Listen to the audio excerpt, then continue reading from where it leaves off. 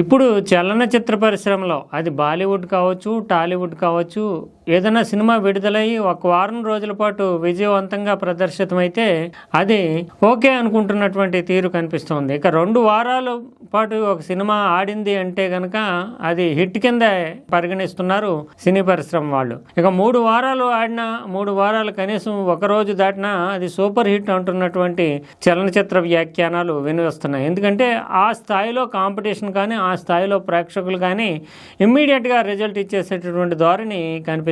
అటువంటిది ఒక హిందీ సినిమా 5 వారాలు దాటి 6వ వారంలో కూడా ప్రవేశించి తెలుగు రాష్ట్రాల్లో ఇంకా విజయవంతంగా ప్రదర్శితమవుతుంది అంటే అదొక విచిత్రమైనటువంటి ఘట్టంగానే మనం చెప్పాలి. ఎందుకంటే అగ్ర హీరోల సినిమాలు కూడా ఎక్కువ థియేటర్లో రిలీజ్ చేసి 2 వారాలు 3 వారాలకి ఎత్తేస్తున్నటువంటి పరిస్థితి మనకి తెలుగు రాష్ట్రాల్లో కనిపిస్తుంది. అయినప్పటికీ హిందీ భాష నుంచి వచ్చినటువంటి ఒక సినిమాని 5 వారాలు దాటి 6 వారాలు ఇంకా ప్రదర్శించడము, అందులోని తెలుగు భాషా చిత్రాలు పోటీ ఉన్నటువంటి నేపథ్యంలో అంటే ఖచ్చితంగా అసలు ఆ సినిమాలో ఏముంది అనేటటువంటి ఆసక్తి వ్యక్తమవుతుంది.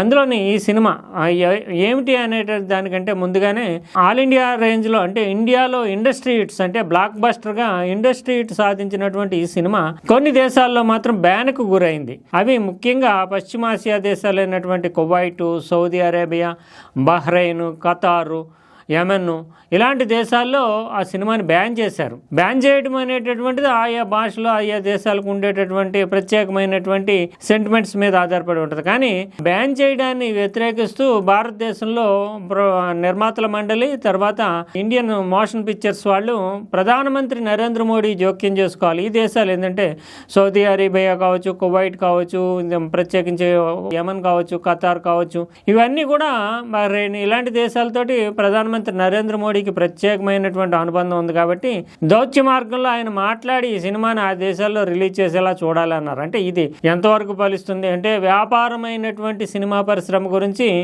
తన వ్యక్తిగతమైనటువంటి సంబంధాలని లేదంటే దేశపరమైనటువంటి దౌత్య సంబంధాలని ప్రధానమంత్రి వినియోగిస్తాడా అంటే అది సందేహాస్పదము. అది కేవలం ఆశించడమే తప్ప అది సమంజసం కూడా కాదు. కానీ అంతటి విజ్ఞప్తి, ఎందుకంటే భారతదేశంలో సెన్సార్ బోర్డు వాళ్ళు అన్ని క్లియరెన్స్లు ఇచ్చారు, ఇది భావ ప్రకటన స్వేచ్ఛ కనుక విదేశాల్లో కూడా రావాలి అంటూ ఈ నిర్మాతల మండలి, తర్వాత ఇండియన్ మోషన్ పిక్చర్స్ వాళ్ళు ప్రధానమంత్రినే జోక్యం చేసుకోమని కోరారు ఈ సినిమాని రిలీజ్ చేయమని. కానీ ప్రధానమంత్రి జోక్యం చేసుకుంటారని ఎవరో ఆశించలేరు, అది అత్యాశ కిందే లెక్క. కానీ ఏదేమైనప్పటికీ అంతటి సంచలనాత్మకమైనటువంటి చిత్రంకి సంబంధించినటువంటి విశేషాలు మాత్రం మీడియా వర్గాల్లోని, మరోవైపు బాలీవుడ్ టాలీవుడ్లోని పెద్ద ఎత్తున డిబేట్కి తావిస్తున్నాయి. ఈ సినిమా ఇప్పటికే ఏంటి అనేది మీకు తెలిసిపోయి ఉంటుంది.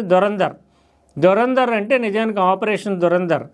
ఈ ఆపరేషన్ దురంధర్ సినిమా ఒక స్పై యాక్షన్ థ్రిల్లర్. మనకి సాధారణంగా కుటుంబ కథా చిత్రాలు, ప్రేమ కథా చిత్రాలు, సెంటిమెంట్తో ముడిపడినటువంటి సినిమాలకి పెద్ద ఎత్తున ఆదరణ ఉండడం అనేది సహజం. కానీ స్పై యాక్షన్ థ్రిల్లర్కి ఇంతటి రికార్డులు ఎలా వచ్చాయనేది, ఈ రికార్డులు చూస్తే కనుక ఇండియన్ ఇండస్ట్రీ హిట్ అని ఎందుకు అంటున్నారంటే పుష్ప 2 మనకి భారతదేశంలో సృష్టించినటువంటి సంచలనం మనకు తెలుసు.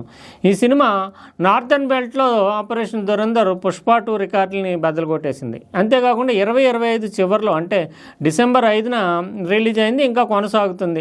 ఈ 2025లో వచ్చినటువంటి సినిమాల అన్ని కలెక్షన్లని కూడా మించిపోయింది.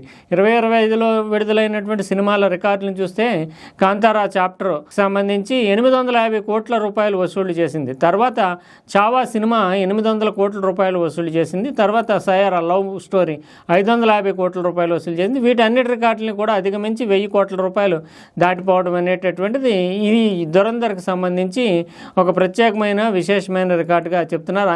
ఇవన్నీ అలా ఉండగా నెట్ఫ్లిక్స్ సంస్థ ఓటీటీ రైట్స్కి 285 కోట్లు వెచ్చించింది. అంటే ఈ సినిమా ఎంతటి సంచలనం సృష్టించింది అనే దానికి ఒక నిదర్శనగా చెప్పాల్సి ఉంటుంది. ఇక కథ విషయానికి వస్తే ఇటీవల కాలంలో భారతదేశంలో ప్రత్యేకించి నేషనాలిటీ అనేటటువంటిది కానీ, ఉగ్రవాదానికి వ్యతిరేకంగా ప్రజలు స్పందిస్తున్నటువంటి తీరు కానీ, దానికి ప్రత్యేకమైనటువంటి గుర్తింపు, ప్రత్యేకమైనటువంటి ఆదరణ వస్తుంది. ఈ సినిమా కూడా ఆదిత్యధర్ నిర్మించాడు, రణ్వీర్ సింగ్ హీరోగా యాక్ట్ చేశాడు. ఈ సినిమా కూడా కామన్ ఎలిమెంట్స్ తోటి పాత్రల చిత్రణ, తర్వాత సన్నివేశాల కల్పనలో చాలా జాగ్రత్తలు తీసుకోవడము, ఉత్కంఠ రేకెత్తించే విధంగా ఉండడము, అంటే ఓవర్ యాక్షన్ లేకుండా సీన్స్ని క్రియేట్ చేసుకోవడం అనేది ఈ సినిమా సక్సెస్ అంటూ ట్రేడ్ పండిట్స్ చెబుతూ ఉన్నారు. ప్రత్యేకించి చూస్తే IC-814 విమానం హైజాక్ సంబంధించి 1999లో చేసుకున్నటువంటి విమానం హైజాకు, తర్వాత భారత పార్లమెంటు మీద 2001లో ఉగ్రదాడి జరగడం, ఈ రెండు సంఘటనల్ని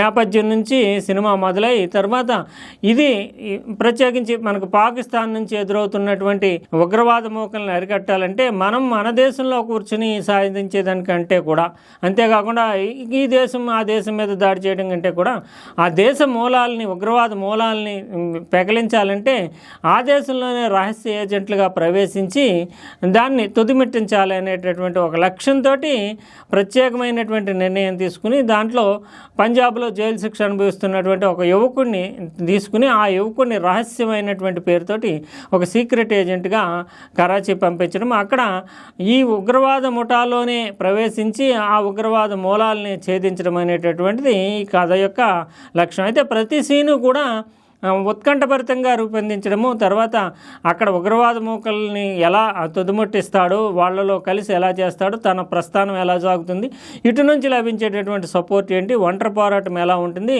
పరాయి దేశం శత్రు దేశంలో అతను ఎన్ని కష్టాలు ఎదుర్కొంటాడు, ఎలా రహస్య జీవనం గడుపుతాడు, ఇవన్నీ ఉత్కంఠ రేకెత్తించేటటువంటి ఘట్టాలు కావడంతో అత్యంత జాగ్రత్తలు తీసుకుంటూ ఈ సినిమాని నిర్మించడమే కాకుండా ప్రతి సన్నివేశాన్ని కూడా ఎదురు చూసే విధంగా ఎక్సైటింగ్ ధోరణిలో సినిమా తీయడం అనేది సక్సెస్కి ప్రధానమైనటువంటి సూత్రంగా నిలిచిందని చెప్తున్నారు. ఇది ముఖ్యంగా చూస్తే కనుక ఈ ఇటీవల కాలంలో బాలీవుడ్ టాలీవుడ్ దెబ్బ, సౌత్ ఇండియా నుంచి వస్తున్నటువంటి సినిమాల దెబ్బతోటి చాలా తీవ్రంగా దెబ్బతిన్నటువంటి పరిస్థితిలో కనిపిస్తుంది. ఇది 2025లో మళ్ళీ బాలీవుడ్ పుంజుకోవడానికి, ఊపిరి పోసుకోవడానికి ఈ సినిమా దోహదం చేసిందంటూ ట్రేడ్ పండిట్స్, ప్రత్యేకించి బాలీవుడ్ సినిమా వర్గాలు చెప్తూ ఉన్నాయి. ఇక ఇటీవల కాలంలో నేషనలిజానికి సంబంధించి వస్తున్నటువంటి అన్ని సినిమాలు దాదాపు సక్సెస్ అవుతున్నటువంటి ధోరణి మనకు కనిపిస్తుంది. ప్రత్యేకించి చావాలంటి సినిమా సూపర్ డూపర్ హిట్ అవ్వడం వెనుక కూడా నేషనాలిటీకి సంబంధించినటువంటి అంశాలు ఉన్నాయి. అయితే ఈ దీంట్లో వ్యక్తం చేసినటువంటి అభిప్రాయాలు, ఇతర దేశాలకు వెళ్ళి అక్కడ ఉండేటటువంటి వాళ్ళని అంతమొందించడం, ఇలాంటి అనేక అంశాలు, మతపరమైనటువంటి రిలీజియస్ కోణము, వీటన్నిటిని దృష్టిలో పెట్టుకుని సౌదీ అరేబియా కావచ్చు, కువైట్ కావచ్చు, బహ్రెయిన్, ఖతారు ఇలాంటి దేశాలు దీనిని నిషేధించాయి. ఇప్పుడు ఇండియన్ మోషన్ పిక్చర్స్, తర్వాత బాలీవుడ్ నిర్మాతల మండలి ప్రధాని జోక్యం చేసుకుంటే కనుక దీంట్లో ఏం పెద్దగా అభ్యంతరకరమైనటువంటి సన్నివేశాల్లో సెన్సార్ బోర్డు అంతా క్లియరెన్స్ ఇచ్చింది. అందువల్ల మన సెన్సార్ బోర్డు ఇచ్చినటువంటి క్లియరెన్స్ని బేస్ చేసుకుంటూ వాళ్ళతో మాట్లాడాలని కోరుతున్నారు. కానీ ఈ సినిమా ఇక్కడ హిట్ అయింది, చాలా వివిధ దేశాల్లో కూడా, వెస్ట్రన్ కంట్రీస్లో కూడా హిట్ అయింది. కానీ భారతదేశము తన దౌత్యపరమైనటువంటి దాన్ని ఈ సినిమా గురించి వాడుతుందా అంటే అది సందేహాస్పదం. అంతేకాకుండా భావ ప్రకటన స్వేచ్ఛలో భాగంగా ఇతర దేశాలతో మాట్లాడండి అంటే కూడా భావ ప్రకటన స్వేచ్ఛకు కూడా, భావ వ్యక్తీకరణ స్వేచ్ఛకు కూడా కొన్ని పరిమితులు ఉంటాయి. ఆ పరిమితులను దాటి ఎవరు ఏమి అంటే ఏ దేశానికి ఆ దేశానికి సెన్సార్ ఏది వేయాలి, ఏది వేయకూడదు అని ఉంటాయి. ఉదాహరణకి పాకిస్తాన్ వాళ్ళు భారతదేశాన్ని విలన్గా చూపిస్తూ చాలా సినిమాలు తీస్తారు, వాటిని మనం ఇక్కడ ప్రదర్శించము. మనము పాకిస్తాన్ని విలన్గా చూపిస్తూ దుర్మార్గమైనటువంటి దేశం అంటూ చాలా సినిమాలు తీస్తాం, పాకిస్తాన్ ప్రదర్శించడం. ఇంకా సెన్సిటివిటీకి సంబంధించినటువంటి అంశాల్లో ఏ దేశానికి ఆ దేశం నార్మ్స్ ఉంటాయి కాబట్టి మన దేశంలో సెన్సార్ సర్టిఫికేట్ ఇచ్చేసారు కనుక సౌదీ అరేబియాలోని, కువైట్లోని కూడా ప్రదర్శించాలని కోరడం అనేటటువంటిది ఒక వ్యాపారపరమైనటువంటి విజయం. అక్కడ కూడా మన ప్రజలు ఎక్కువ సంఖ్యలో ఉన్నారు కనుక కొన్ని వందల కోట్ల రూపాయలు వస్తాయి అనేటటువంటి అత్యాశ తప్ప ఈ సినిమా ఇప్పటికే పెట్టిన పెట్టుబడితో కానీ, చూస్తున్నటువంటి సంఖ్యతో కానీ, ఆదరణ దృష్ట్యా కానీ, లభించిన లాభాలతో కానీ పోలిస్తే ఖచ్చితంగా ఇప్పటికే చాలా రికార్డు సాధించింది. ఇండియన్ ఇండస్ట్రీ స్థాయిలోనే హిందీ ఒకే ఒక లాంగ్వేజ్లో విడుదలైనటువంటి సినిమా ఇంత పెద్ద రికార్డు సృష్టించడం అనేటటువంటిది. అంటే మనం కూడా పాన్ ఇండియా సినిమాలు చేస్తున్నాం, కానీ మనం హిందీలోని, తమిళంలోని, కన్నడంలోని ఇలా 4-5 భాషల్లో రిలీజ్ చేసి మొత్తం కలెక్షన్లు కలిపి చెబుతున్నాం. కానీ ఇది తొలి దశలో హిందీలోనే రికార్డు సృష్టించడం అనేటటువంటిది బాలీవుడ్కి ప్రాణం పోసిందంటూ సినీ పరిశ్రమకు చెందినటువంటి వర్గాలు వ్యాఖ్యానిస్తున్నాయి. ఏదేమైనా నేషనలిజం అనేటటువంటిది ఈ రోజున సినీ పరిశ్రమలో ఒక కల్ట్గా మారింది. ఆ కల్ట్ తోటి చాలా సినిమాలు తీస్తున్నారు, కానీ ఎమోషనల్ కంటెంట్ని కనెక్ట్ చేయడం అనేటటువంటిది కరెక్ట్గా జరగడము, తర్వాత ప్రతి సన్నివేశం కూడా ఎక్సైటింగ్గా రూపొందించడం అనేది ఈ ఆపరేషన్ దురంధర్ సక్సెస్కి ఒక ప్రధాన కారణంగా నిలిచింది అనేది సినీ విశ్లేషకుల అంచనా.